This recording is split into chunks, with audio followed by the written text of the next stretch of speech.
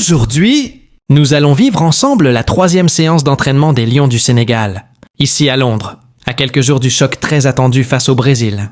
Une séance riche, intense, pleine d'enseignements qui montrent clairement que le Sénégal prend ce match très au sérieux et que la tanière monte en puissance. Depuis leur arrivée en Angleterre, les Lions ne perdent pas de temps. Et cette 3e séance l'a encore prouvé. Rythme élevé, concentration maximale, implication totale.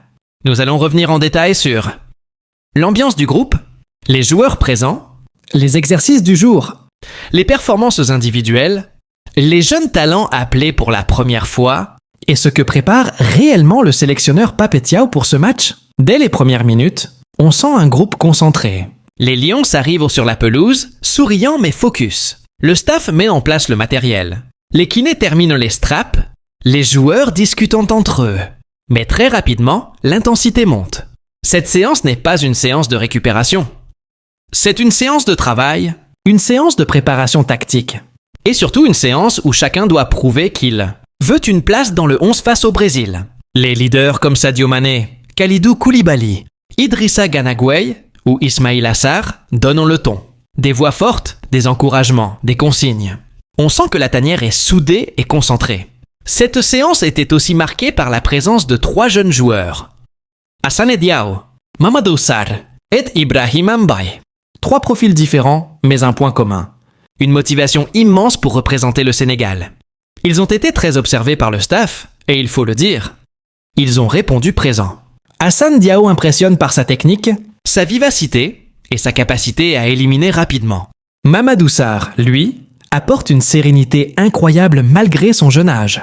Et Ibrahima Mbaye montre une énergie, une intensité et une envie de prouver qu'il appartient à ce groupe.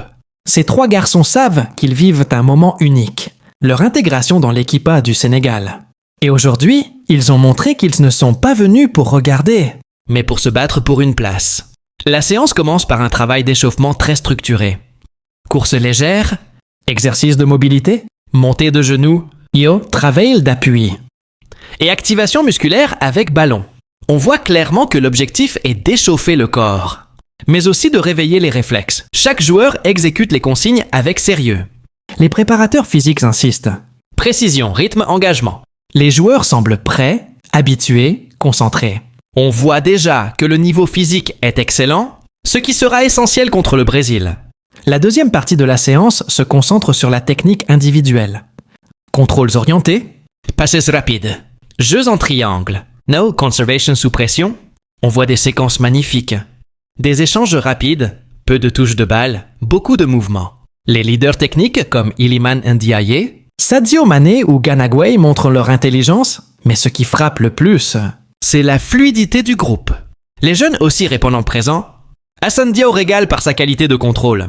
Mamadou Sarr étonne par sa relance propre. Ibrahima Mbaye montre une belle vision du jeu. Le Sénégal joue simple, joue vite, joue juste. Un très bon signe. Ensuite, place au travail tactique. Et là, l'intensité monte d'un cran. Le staff demande un pressing haut, agressif, coordonné. Les attaquants pressent, les milieux resserrent. Les défenseurs suivent le mouvement. Le Sénégal prépare un match très particulier contre le Brésil. Et tout laisse croire que Pape Thiaw veut une équipe courageuse, organisée, mais surtout rapide dans les transitions. Les phases travaillées.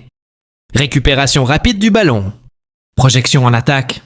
Sortie de balles propres. Replis défensifs express. Gestion des espaces. Les consignes sont claires. Et on n'attend pas le Brésil. On va chercher le Brésil.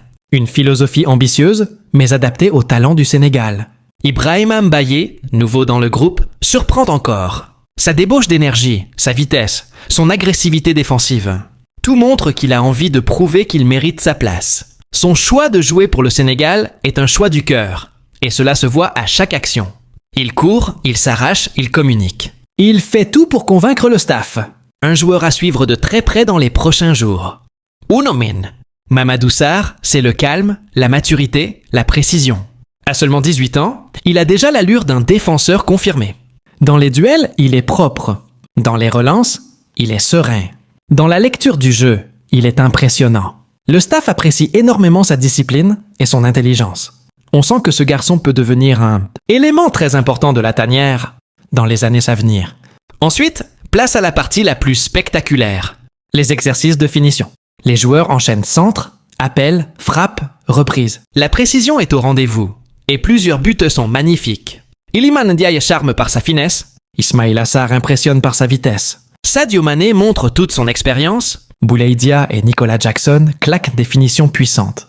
L'équipe est clairement prête à se créer des occasions contre n'importe quel adversaire. La séance se termine par des étirements et un dernier message de Pape Thiaw. Un discours court mais fort. Discipline, ambition, solidarité. Le Sénégal vient à Londres avec un objectif.